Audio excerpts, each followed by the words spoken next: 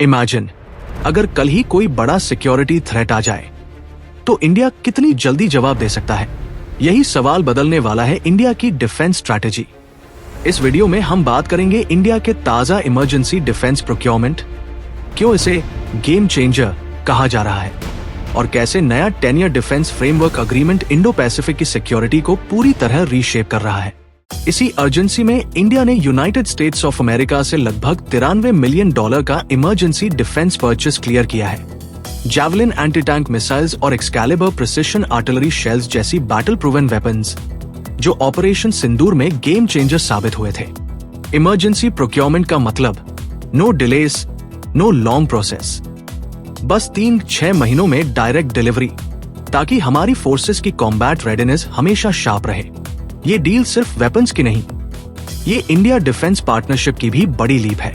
नया 10 year defence framework और future में जैवलिन जॉइंट मैन्युफैक्चरिंग इंडिया की मेक इन इंडिया स्ट्रैटेजी को और पावर देता है।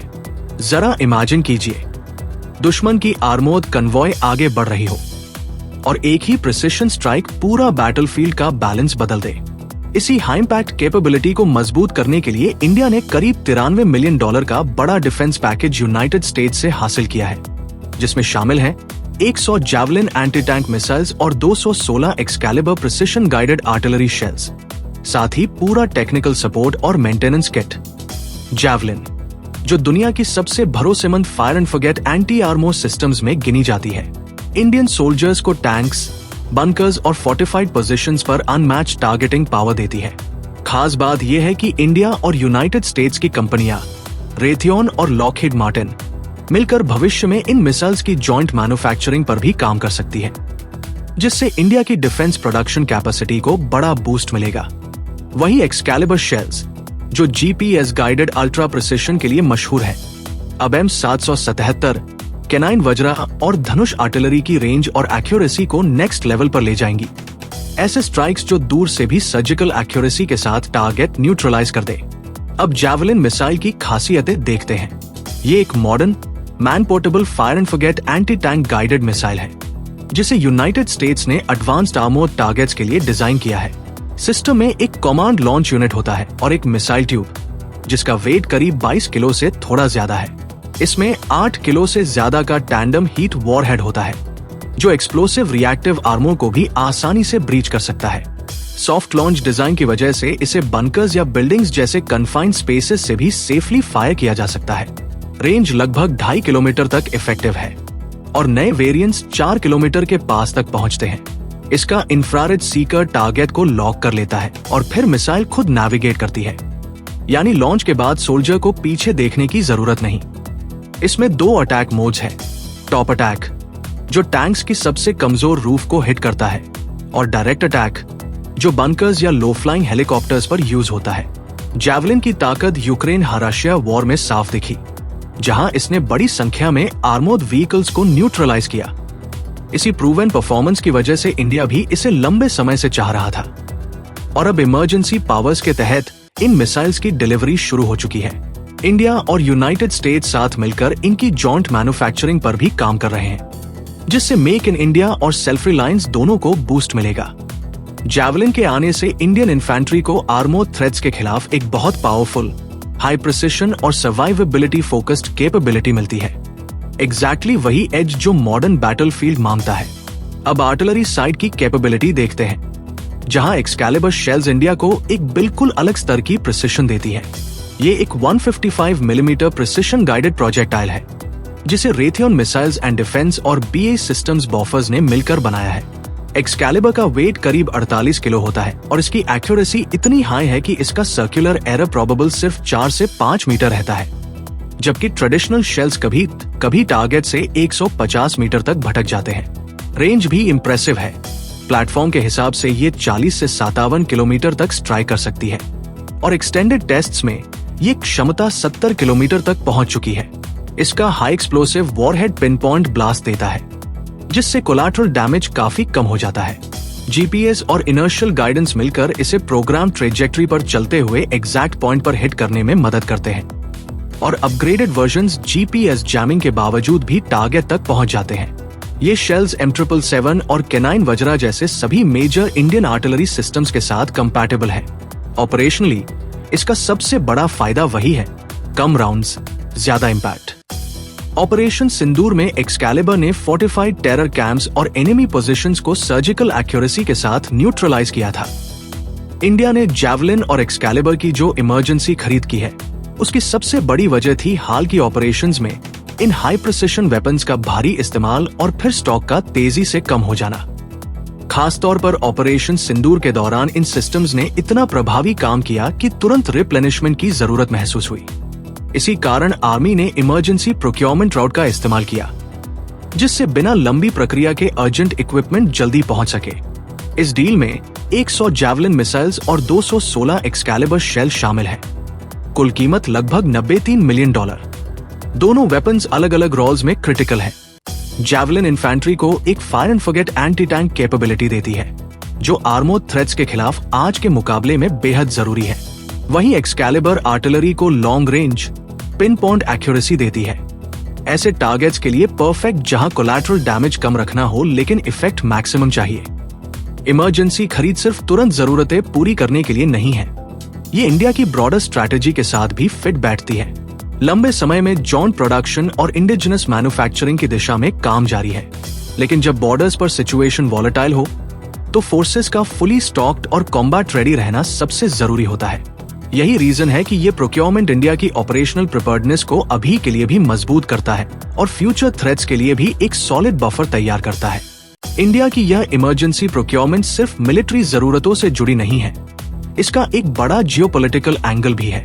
जैवलिन और एक्सकैलिबर की ये करीब $93 मिलियन वाली सेल साफ दिखाती है कि इंडिया और यूनाइटेड स्टेट्स के बीच स्ट्रैटेजिक भरोसा लगातार मजबूत हो रहा है। इस अप्रूवल से ये भी संकेत मिलता है कि यूनाइटेड स्टेट्स अब इंडो पैसिफिक में इंडिया को एक डिपेंडेबल सिक्योरिटी पार्टनर की तरह देख रहा है। हाल के वर्षों में दोनों देशों के बीच ट्रेड फ्रिक्शन भी काफी कम हुआ है, जिससे एडवांस डिफेंस टेक्नोलॉजी और जॉइंट मैन्युफैक्चरिंग की संभावनाएं और खुल गई है।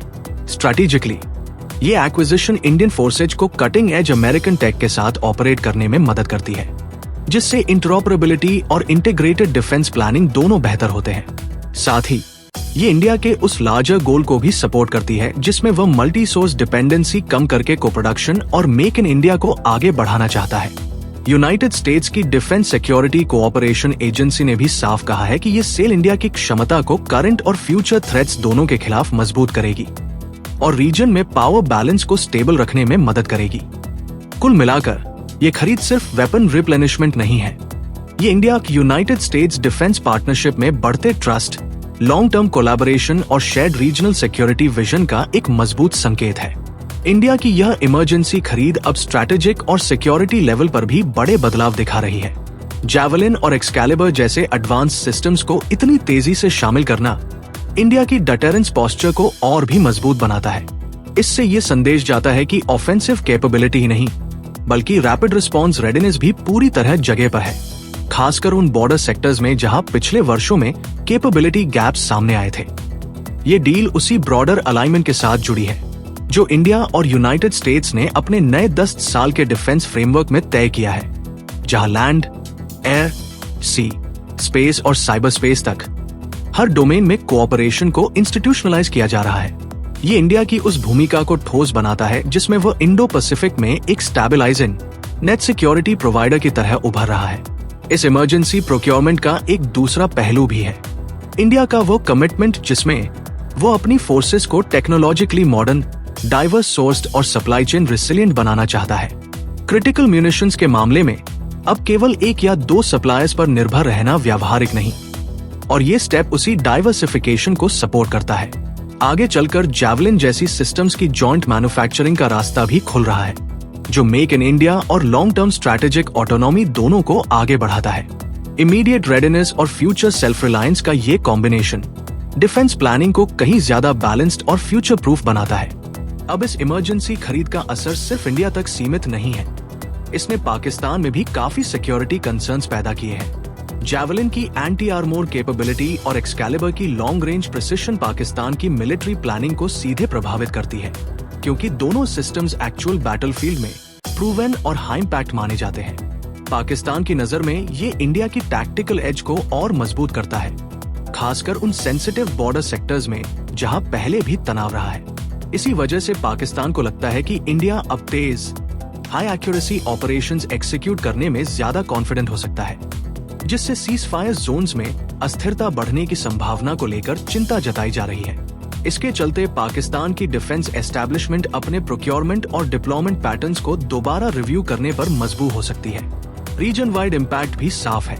इंडिया और यूनाइटेड स्टेट्स की स्ट्रैटेजिक पार्टनरशिप गहरी होने से साउथ एशिया की पावर डायनामिक्स सटली बदलती है। इंडिया की कन्वेंशनल मिलिट्री कैपेबिलिटी को इसका सीधा फायदा होता है और ये संकेत जाता है कि यूनाइटेड स्टेट्स इंडिया की सिक्योरिटी रोल को इंडो पैसिफिक में काफी महत्व दे रहा है।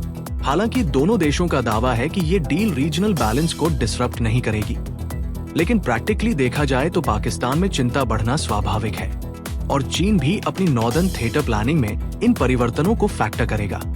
इससे साउथ एशिया का स्ट्रैटेजिक एनवायरनमेंट और कॉम्प्लेक्स होता है और मिलिट्री मॉडर्नाइजेशन की पेस तेज हो सकती है।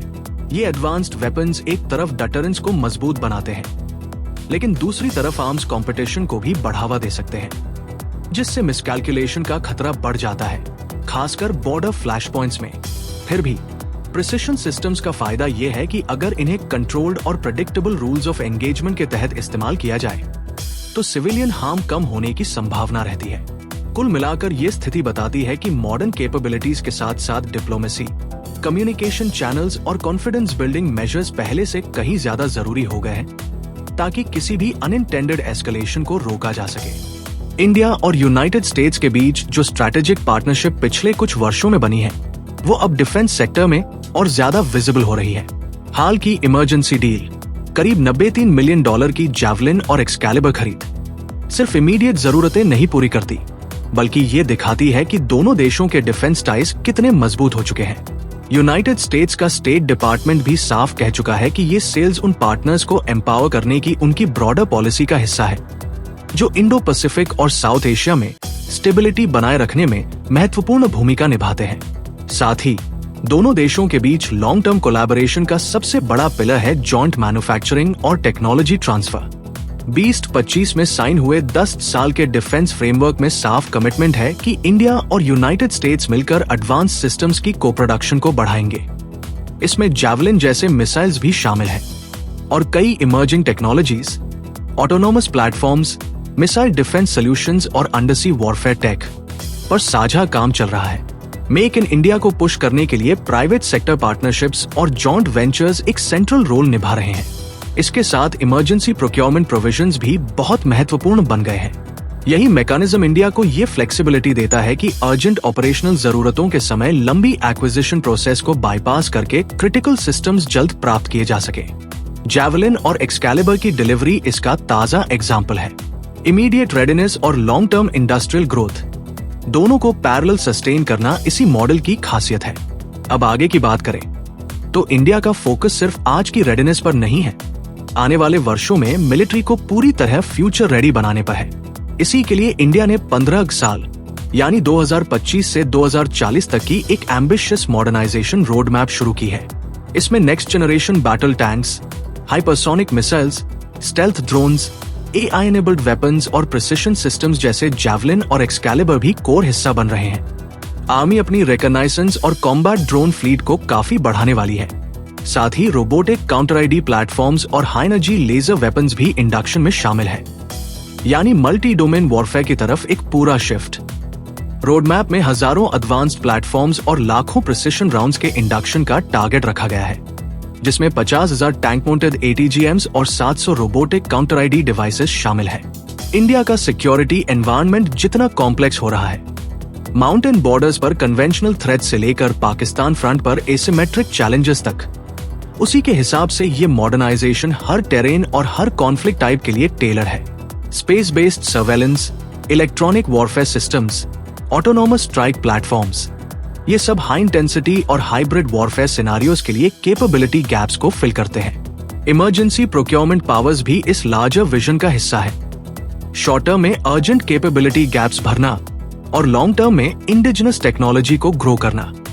अंत में यही पूरी स्टोरी बताती है कि इंडिया अब डिफेंस में रिएक्टिव नहीं बल्कि स्ट्रैटेजिकली प्रिपेयर्ड और टेक्नोलॉजिकली अहेड रहकर चलना चाहता है, ताकि आज के थ्रेट्स हो या कल के चैलेंजेस, दोनों का जवाब उतनी ही स्पीड और प्रिसिशन के साथ दिया जा सके। अगर वीडियो इन्फॉर्मेटिव लगा हो तो इसे लाइक करें, दूसरों तक पहुंचाने के लिए शेयर करें और हमारे चैनल पॉलिसी 360 को सब्सक्राइब करना बिल्कुल मत भूलिए।